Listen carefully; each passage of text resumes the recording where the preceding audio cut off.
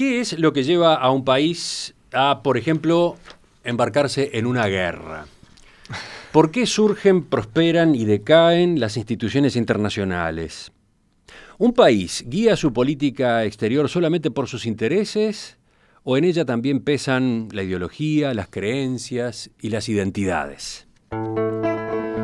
Estas son algunas de las áreas que investiga Emanuel Adler, considerado por sus colegas en nuestro país como el politólogo uruguayo más reconocido en el mundo. Adler, que actualmente reside en Canadá, se encuentra en estos días en Montevideo, invitado para dictar la conferencia inaugural del 9º Congreso Latinoamericano de Ciencia Política, mañana a las 18:30 en el Salón de los Pasos Perdidos del Palacio Legislativo.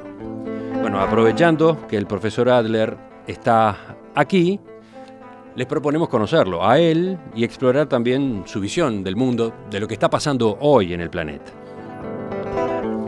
Profesor Adler, bienvenido, gracias por acompañarnos. Muchísimas gracias a usted y quiero agregar también que mis colegas uruguayos son un poco exagerados. El más exagerado de ellos, quien lo acompaña en la mesa en este momento, Adolfo Fito Garcés, integrante del comité organizador del Congreso. Buen día, Fito. Buen día, Emiliano. Mil gracias como siempre por tu hospitalidad y bueno, un placer estar acompañando a Emanuel, que además de todo es buen tipo. En el segundo correo que intercambiamos me dice, decime Manolo. Ah, bueno. Vale la pena presentarlo brevemente. Yo decía que sus colegas acá lo consideran el politólogo uruguayo más famoso, más prestigioso en el mundo. Sin embargo, cuando se busca su nombre en la web, hay pocas referencias a que es uruguayo. ¿Qué pasó? Mira, yo tengo muchas identidades, incluso varios pasaportes, pero la identidad en realidad es donde están mis libros. Y cuando yo me fui a Israel en 1970, ahí empezaron a estar mis libros. Empecé a estudiar, hice el BA y el MA en Jerusalén. Me convertí en ciudadano israelí también. Y después me fui a Berkeley y era no fui ciudadano americano, pero después de varios años, pues estuve 7 años en Berkeley, me sentía medio americano ya, hasta que volví a Israel como profesor. Yo volví al Uruguay unas cuantas veces, que fue muy emocionante, pero nunca profesionalmente. ¿Esta es la primera vez que lo hace para desarrollar su actividad académica acá, para hablar de los temas de su especialidad? Exactamente. Sí, porque nos costó descubrir que era uruguayo. Es más, yo creo que en el primer mail que le escribí, yo creo que hasta que traté de confirmar esa información. Claro, entre otras cosas porque no podés creer que Emanuel Adler, que uno ha tenido referencias suyas de hace mucho tiempo, sea uruguayo y que uno de los principales teóricos de las relaciones internacionales en el mundo sea uruguayo.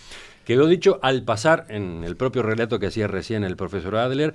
Él nació en 1947 en Uruguay, pero emigró a Israel en 1970. Cierto. Estudió en la Universidad Hebrea de Jerusalén, se graduó en Historia y Relaciones Internacionales. En 1976 viajó a Estados Unidos a estudiar en la Universidad de Berkeley, California, donde obtuvo el doctorado en Ciencia Política.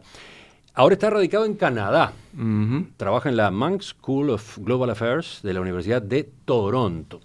¿Algún comentario sobre toda esta peripecia, Fito? Bueno, hay anécdotas muy lindas que compartió el otro día conversando por teléfono el sábado de mañana conmigo sobre sus estudios en Berkeley, ¿no? Por ejemplo, me quedé pensando en eso que me contaste de tus años de estudiante, que tenías tu oficina, de un lado tenías a Kenneth Waltz. ¿A Waltz? Kenneth Waltz, a ver, este no es mi campo de estudios, pero si cualquiera que se acerca al campo de las relaciones internacionales sabe que ahí está Morgenthau, ¿no? El realismo, yo qué sé, ¿no? Un gran figura, y el siguiente, en el neorrealismo, como le llaman algunos, Kenneth Waltz, uno de los más grandes. Tú tenías la oficina al lado. Y en realidad, dos de los más grandes de las relaciones internacionales desde la Segunda Guerra Mundial o un poco más tarde fueron Kenneth Waltz y Ernst Haas, Ernie, el cual junto con Karl Deutsch se puede decir que inventaron la teoría de la integración con una aplicación directa a Europa, ellos han considerado hasta el día de hoy. Entonces, era un sistema bipolar. Los estudiantes cuando llegaban, Ernie era más de las cuestiones de las ideas y del nacionalismo, y Kenneth Waltz era realista, poder, material, y entonces los estudiantes llegaban y tenían que elegir o el uno o el otro.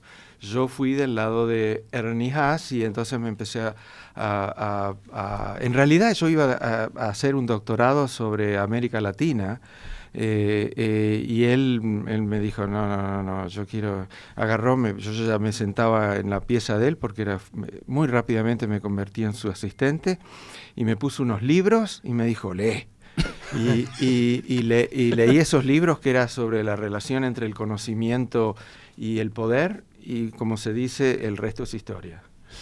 Mañana, martes, usted será el encargado de abrir este 9º Congreso Latinoamericano de Ciencia Política. Todo un acontecimiento en Uruguay, ¿no? Sí, gracias por señalarlo, porque sí, es el 9º Congreso, es la primera vez que se hace un congreso tan grande de ciencia política en Uruguay, hay más de 2.000 inscriptos. No sabés cómo han trabajado mis compañeras y compañeros del comité organizador, ha sido fantástico. El programa tiene más de 200 páginas, y bueno, un momento especialmente lindo va a ser la inauguración, pero después tenemos varias conferencias en el Salón Azul de la Intendencia, así, un congreso precioso. La disertación del profesor Adler se titula con una pregunta. Democracias en recesión, claves para pensar sobre la estabilidad y evolución de órdenes sociales internacionales y regionales. ¿Usted puede adelantarle a nuestra audiencia, en síntesis, cuál va a ser el planteo?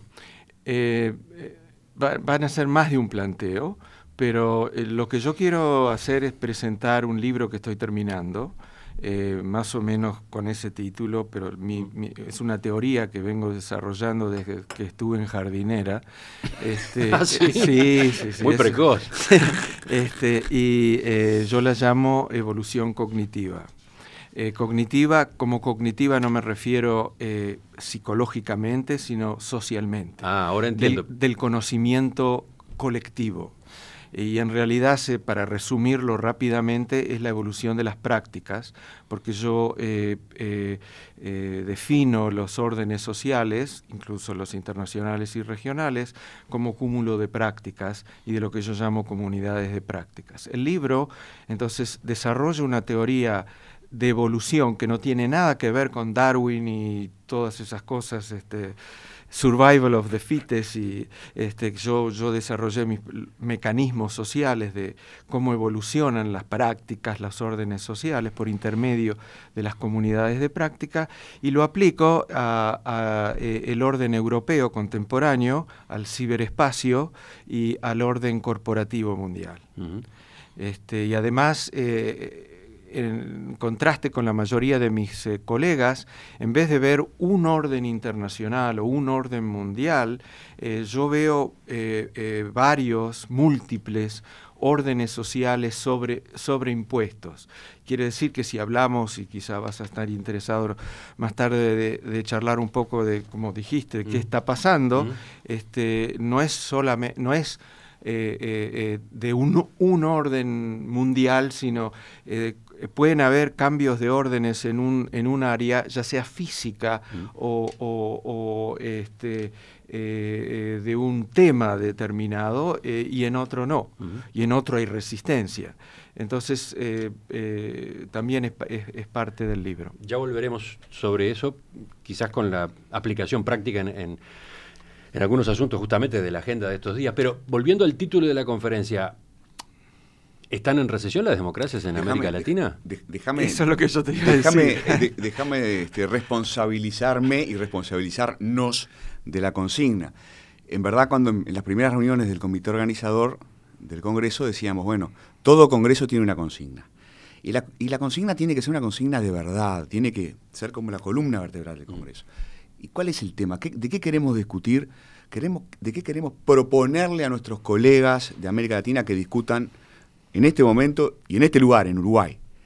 Y claro, y enseguida, viste que tenemos ese rasgo, los uruguayos, que siempre estamos pensando en la democracia y en la libertad, y que estamos muy preocupados, ¿no?, por lo que está pasando en América Latina. Dijimos, bueno, ¿están en recesión las democracias? De eso queremos discutir en el Congreso. ¿Están en recesión? Porque uno mira a Brasil y se preocupa, mira a Venezuela y llora, ¿no? Y seguís recorriendo los países y hay por todos lados luces amarillas, a veces luces rojas, ¿no? Mirá los datos del Latinobarómetro, ¿no? O de los proyectos de opinión pública.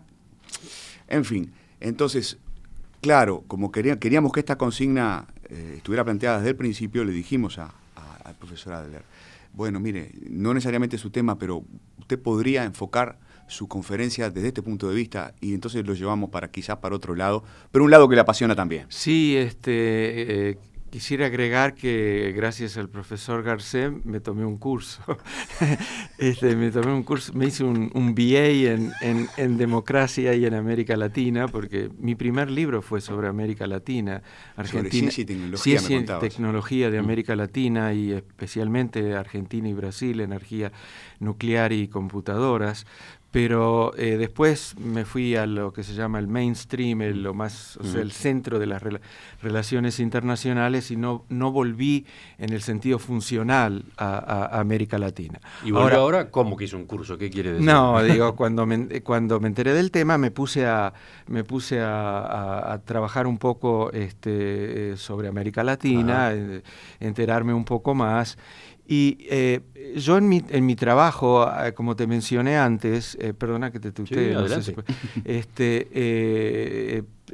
desarrollo un concepto que se llama comunidades de práctica, que son comunidades de una práctica en común, con un conocimiento de fondo en común, porque toda práctica, incluso lo que estamos haciendo ahora, está basado en un conocimiento tácito, explícito, y es una comunidad, o sea, los que hacen el medio ambiente o derechos humanos o profesores forman comunidades como usted, como vos, los periodistas, los jerarcas de gobierno, exacto, legisladores, es una práctica.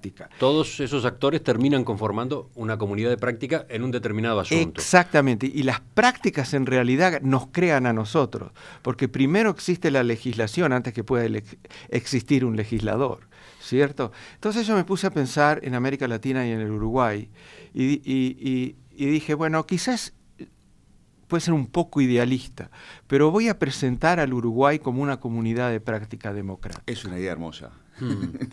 Y entonces desarrollé el tema y lo voy a presentar mañana. Estoy seguro que hay gente que va a decir de qué estás hablando, y porque el que vive adentro especialmente siempre ve los problemas, pero yo lo miré. Que los hay, Manolo. Yo sé que los hay, ya estoy. Desde que vine en el taxi ya me enteraron que hay. No, pero usted en cambio sobrepasa esos inconvenientes y prefiere mirar al Uruguay y al funcionamiento de su democracia de otra forma, al punto de que la considera de algún modo un ejemplo, un paradigma. Exactamente, o sea, yo no diría un paradigma, pero yo diría que y voy a presentar la teoría de un famoso pragmatista americano, de Dewey, que con todos sus parámetros, lo que es democracia, y una de mis tesis va a ser que hay una relación bastante cercana entre lo que él considera la democracia, que está contra todos los dualismos, no republicana o liberal, no, irrepublicana y liberal, abierta y representativa, y en otras... Claro, directa y representativa. Claro, directa y representativa. Las dos cosas a la vez. Claro, las dos cosas a la vez. Sí. Y puedo decir más, ¿no? Y la importancia de la educación y varios parámetros más. Y yo empecé a ver, claro, yo historia del Uruguay estudié acá a 3 cuadras en la Escuela Chile hace siglos, pero volví un poco, no soy experto, pero dije, voy a tratar de no persuadir, pero de mostrar a mis colegas que mirar al tema de la democracia por intermedio de las prácticas puede tener cierto valor. Entonces, y puede llevar a sacar conclusiones sorprendentes, bueno, interesantes. Espero, esa es la meta de todos nosotros los académicos. Definitivamente usted llega a la conclusión de que la democracia uruguaya no está en recesión, para nada. Pero la pregunta era a propósito de América Latina en general, ¿no? Entonces... Sí. Bueno, en América Latina... en América Latina en los últimos 20, 30 años hay un orden democrático con diferentes prácticas en diferentes países, o sea que es no solamente diferente en la historia, sino también diferente a nivel geográfico, o sea, Uruguay por un lado y Venezuela por el otro, para decir, o Bolivia. Pero entonces yo veo al Uruguay como comunidad de práctica, porque parte de la teoría es cómo las prácticas se expanden. Entonces ahí yo hago un gancho, si podría decir, con la integración regional, y digo que porque para mí la identidad es algo central de las comunidades de práctica. Vos tenés la misma una identidad en común con la gran mayoría de periodistas, aunque ni siquiera los conozcas, ¿sí? Entonces, para mí la cuestión de la integración regional, crear una comunidad de práctica democrática es fundamental, porque ¿Uruguay podría ser el impulsor de ese encare de la integración regional? Claro, es un poco idealista pensar que es el impulsor, pero yo creo hay un término en relaciones internacionales, soft power, o sea, poder blando, sí. Y yo creo que esto es un poder blando del Uruguay, que tiene, porque los uruguayos tienen es una identidad como uruguayos que los distingue a los argentinos. Yo hice una pruebita con amigos y les decía, no, ellos al principio no aceptaban y enseguida decían, no, pero no somos como los argentinos, no somos como los brasileros, no somos como estos o aquellos. Entonces, la cuestión es cómo las prácticas se pueden expandir a América Latina y en vez de pensar exclusivamente en integración económica, abierta o cerrada o en el medio,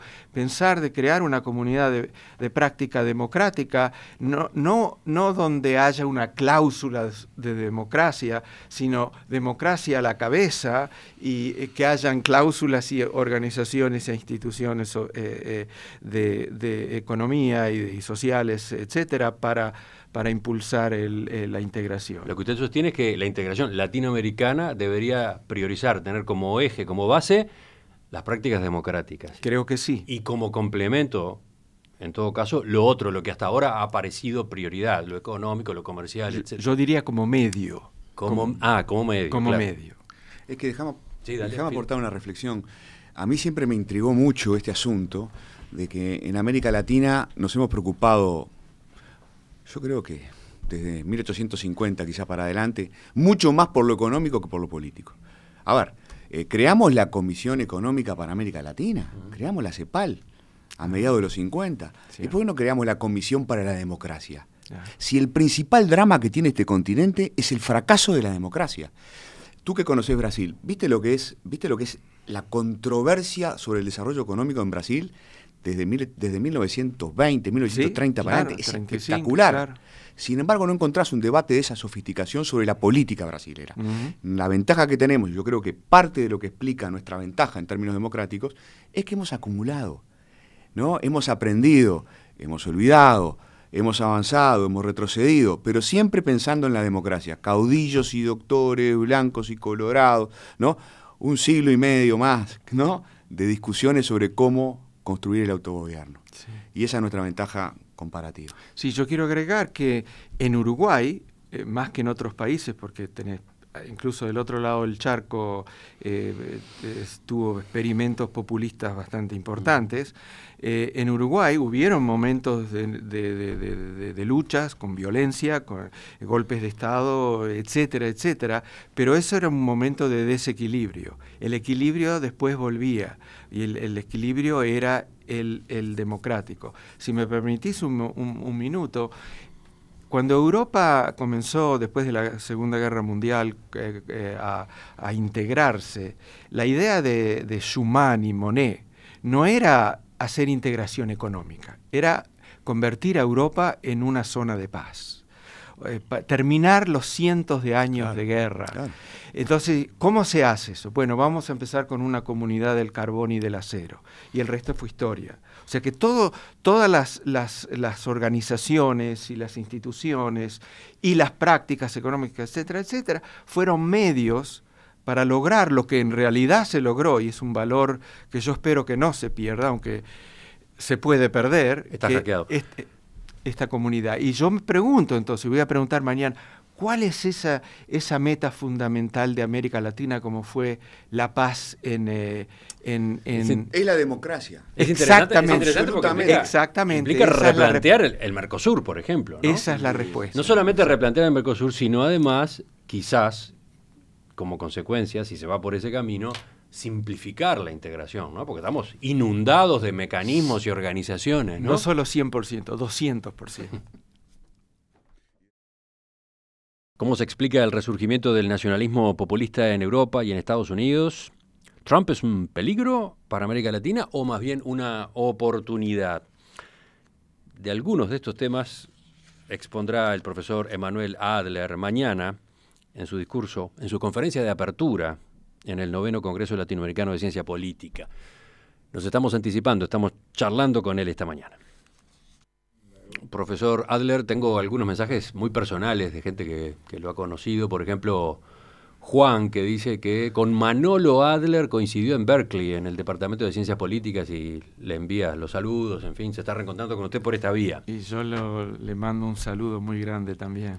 Después aparecen preguntas como estas, ¿en qué barrio nació y a qué escuela fue?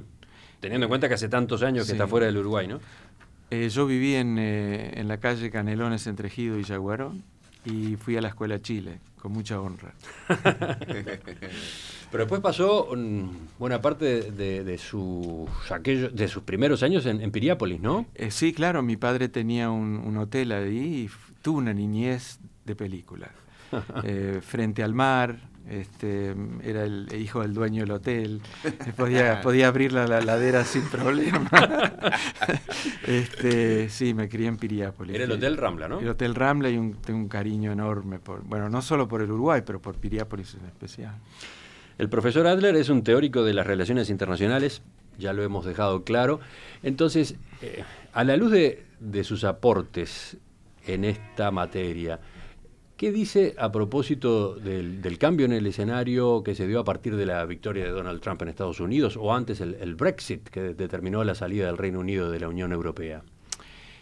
Son cambios muy grandes. Yo cuando escribo sobre órdenes sociales internacionales, no los veo solamente como órdenes verticales de poder, quién está arriba, quién está abajo, vamos a decirlo hablando bien y barato, sino también entre un espectro que va entre la interconectividad y el internacionalismo y el nacionalismo extremo del otro lado. Ahora, si me das un par de minutos... Adelante. En dos palabras, la respuesta tiene que ver con la identidad y con la ira, con la rabia. O sea, que es identidad y el afecto, ¿sí? Cada país tiene su propia historia, por qué ganó Trump en Estados Unidos, por qué ganó el referéndum en Inglaterra, el Brexit, pero hay algo en común. Y lo en común tiene que ver con varios factores fundamentales. El nacionalismo es la identidad más importante que hubo desde principios del siglo XIX, y esto no cambió, incluso en la Unión Europea. Pero la pregunta es ¿qué tipo de nacionalismo? Nacionalismo cívico, nacionalismo populista, etc. Lo que pasó es que estamos en la segunda ola de globalización. Y como en la primera ola de globalización a principios del siglo XX, estuvieron los perdedores. Estuvieron los perdedores que tenían y tienen mucha rabia, mucha ira. Y cuando hay una situación así, vienen los charlatanes, vienen los líderes que saben aprovechar esa energía y llevarla directo al pueblo y decir, yo les voy a arreglar los problemas, solo yo, no las instituciones y los viejos, las viejas élites. Eso es lo que pasó en Estados Unidos, porque hay un 40%, el Rust Belt, lo que se llama en Estados Unidos, que dijeron, nosotros somos los perdedores, llegó nuestra hora. Pero además hay un factor cultural, y el factor cultural tiene que ver con la identidad y también con la rabia, como dije antes. Por ejemplo, en Estados Unidos es cuando Trump dice let's turn America great again, significa let's turn America white again. En el fondo es eso. Y es un deseo del americano de volver a los good old days, a los buenos días de Eisenhower, donde todos eran blancos, vivían en los suburbios y el resto eran minorías, etcétera, etcétera. En Brexit algo parecido, o sea, la identidad nuestra como británicos, no como europeos. En Londres, donde un centro liberal, perdió el Brexit, pero en las afueras rurales, los que perdieron en la globalización, hay otros temas también, la inmigración, el terrorismo, eso causa una reacción contra el otro, o sea, el que no es como nosotros. Los charlatanes, que yo le digo, saben cómo aprovechar esa energía. Y ahí se junta el nacionalismo con el populismo y es como fuego.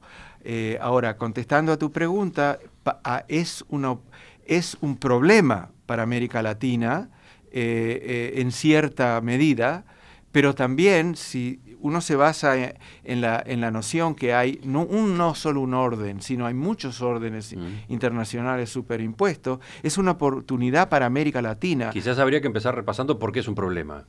Es un problema porque, es un problema empezando por Trump, porque de todas maneras Estados Unidos sigue siendo el país más poderoso del mundo y Trump es impredecible. Es un problema, por ejemplo, por la relación con México.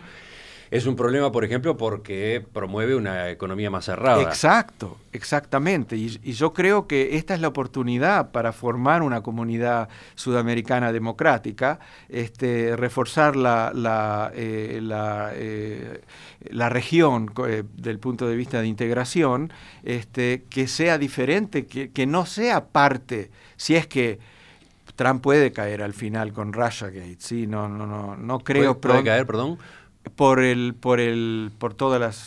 todo este asunto de lo que le llaman el Russiagate. El escándalo vinculado con Rusia. Vinculado sí. con Rusia, que cada semana se está haciendo más problemático para Trump. Pero él es peligroso también por la falta de conocimiento. Es una persona que llegó a la presidencia con muy poco conocimiento de seguridad, de todo en realidad. Tiene asesores, pero él también manda un tuit a las 6 de la mañana y no importa nada a los asesores. Además es bastante megalománico y, o sea, no puede aceptar que lo contradigan o sea, que todo eso es peligroso para el mundo. Ya que estamos con Trump, viste que las instituciones norteamericanas se fabricaron para eso, ¿no? Para transformar leones en gatitos, como digo yo, ¿no? ¿Pueden transformar las instituciones norteamericanas, ¿no? El diseño institucional norteamericano, el poder de la justicia, ¿no? Etcétera, etcétera. Los checks and balances famosos, ¿pueden transformar a Trump en un gatito? Es una excelente pregunta. Yo lo único que diría es, no creo que pueden transformar a Trump, pero estamos presenciando hoy día, es realmente un laboratorio social y político en el cual las instituciones, las organizaciones y las instituciones, como vos dijiste, pueden ser un balance, un check a Trump, que tiene las tendencias iliberales, nacionalistas, populistas.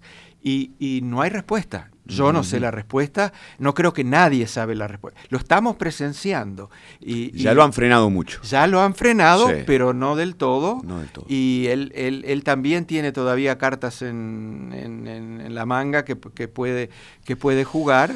El Partido Republicano piensa solamente en el Partido Republicano, no piensa en forma nacional. Entonces, en lo que lo podría parar, ellos dominan el Congreso y dominan el Senado, dominan ahora la Alta Corte de Justicia. Entonces, o sea, hay problemas para frenar, pero es la pregunta clave. Sí. Y lo estamos mirando así como así como estamos hablando, está pasando. Es un laboratorio.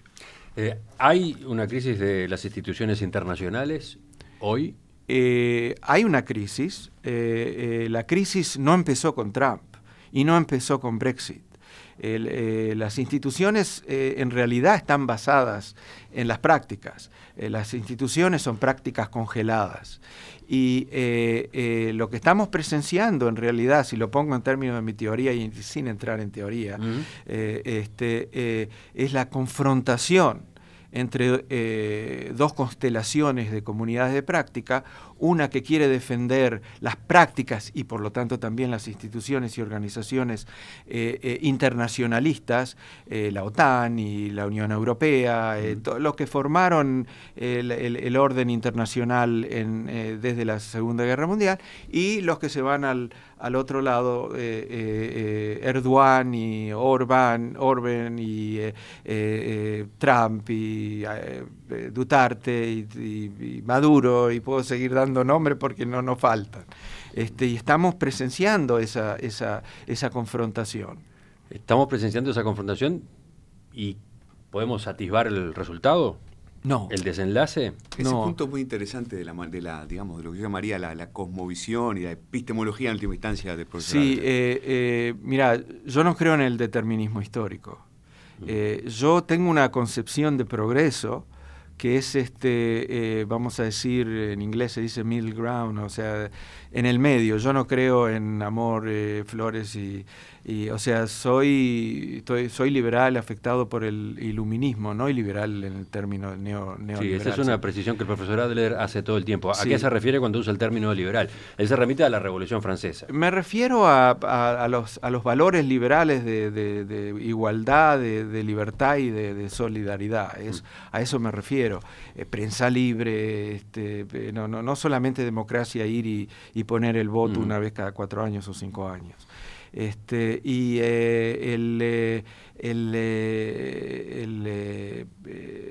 Las instituciones liberales que están siendo hoy día amenazadas, que se están defendiendo, yo las veo como una especie de propensión o posibilidad. Yo no creo en que todo va mejorando. Claro.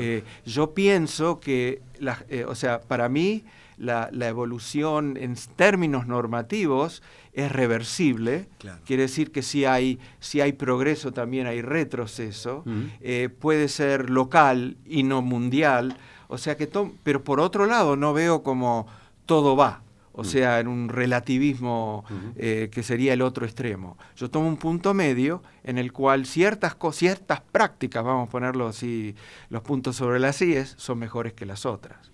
O sea, la libertad es mejor que la esclavitud. Ahora, a nosotros nos resulta obvio, pero ¿cómo lo demostrás eso? Porque si lees la Biblia, los esclavos eran la cosa más natural. Por supuesto. ¿Sí? Entonces la cuestión es cómo y es parte de la evolución cognitiva. Claro, yo le preguntaba el sábado mañana en nuestra larga conversación telefónica, ¿no? Le preguntaba, pero Emanuel, en tu idea de la evolución cognitiva no hay como un trasfondo muy iluminista y en última instancia no late la vieja idea de que vamos progresando como humanidad. Y él me explicaba que en realidad, bueno, a veces progresamos y a veces no, y que no podemos saber hacia dónde vamos. Responsabilidad, lo cual nos coloca a nosotros, actores de este mundo, ¿no? Nos coloca una responsabilidad extraordinaria. Exactamente. Hay preguntas de los oyentes, por ejemplo esta: ¿Bilderberg es una realidad de poder o es un juego de ciencia ficción? ¿Qué es eso? El grupo ¿Qué es eso? de empresarios poderosos que se reúnen de manera reservada periódicamente. ¿Cuál es la elección entre poder y...? ¿Es una realidad de poder o un juego de ciencia ficción? Ni que hablar que es de poder, pero todo juego de ciencia ficción tiene poder, son juegos de poder. O sea, no existe, o sea, todo, incluso un juego social de ciencia ficción, vamos a decir, lo más inocuo, tiene elementos de poder. Yo diría las dos, para decirlo en pocas palabras. Y a propósito de la paz, ¿cuál es su visión? ¿En qué medida, teniendo en cuenta las tensiones que están en juego, Estados Unidos, Rusia, China, hay un riesgo serio, importante para la paz mundial? Mira, riesgos siempre hay. Sí, claro. La guerra es como el invierno, es la lluvia en invierno. No llueve todo el tiempo, pero siempre hay posibilidad que llueva. Para responder rápidamente, en una palabra, ¿cómo dijiste que era la pregunta? Si existe la posibilidad. Sí, si su planteo, su visión es optimista o pesimista en esa materia. En una palabra es sí, y en dos palabras no creo. Por un lado, puede existir la posibilidad, hay una propensión. Europa hoy día es un buen ejemplo, como después de cientos de años de guerras que cobraron millones y millones de muertos, se pudo lograr por lo menos por varias generaciones, porque acá está, no podemos decir para siempre, lograr la paz acá. Fito hace señas. Hago señas. Esto no te lo pregunté el otro día, ni siquiera en los correos electrónicos, pero ¿hasta dónde tu preocupación, vamos a exagerar un poco por una vez, Emiliano, ¿no? Tu obsesión con la paz, ¿hasta dónde tiene raíces familiares? Bueno, esa es una pregunta, claro que tiene raíces familiares. Yo soy de segunda generación de Holocausto. Mi madre estuvo escondida en un pozo 2 años por un gentil en Polonia que le salvó la vida. 2 años. 2 años adentro de un pozo con otras 6 personas, un pozo de 2 metros por 1 metro por 90 centímetros. ¿Qué edad tenía? Tenía 20 y algo de años, y mi padre vino al Uruguay en el 36 para hacer un poco de dinero y traer a mi madre, ya estaban comprometidos. Se demoró un poco y no la trajo. Y ella pasó toda la guerra. Mi padre no escuchó de mi madre por 10 años. No. Y por intermedio de la Cruz Roja, después en el 46, se enteró que estaba viva, nunca se casó, porque la esperó, amor y culpa, y la encontró, se juntaron acá, al final del 46, en el 47, enseguidita nací yo. Así es que la respuesta, esa es la respuesta larga, pero la respuesta es sí, claro. Sos hijo de la guerra y de la paz.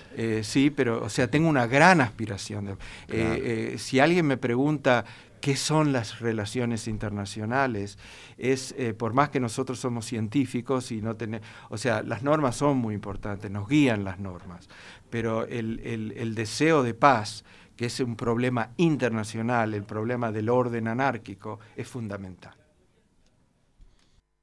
Profesor Emanuel Adler, Manolo, como le decía. Manolo, integrante nos olvidamos de decirlo, Emiliano, integrante, corregime, Manuel, sí. Emanuel, integrante de la Academia de Ciencias de Europa desde el 2002 y de la Royal Society of Canada, que es un honor muy grande. Hay 2.000 académicos en Canadá que fueron nombrados desde el 2013.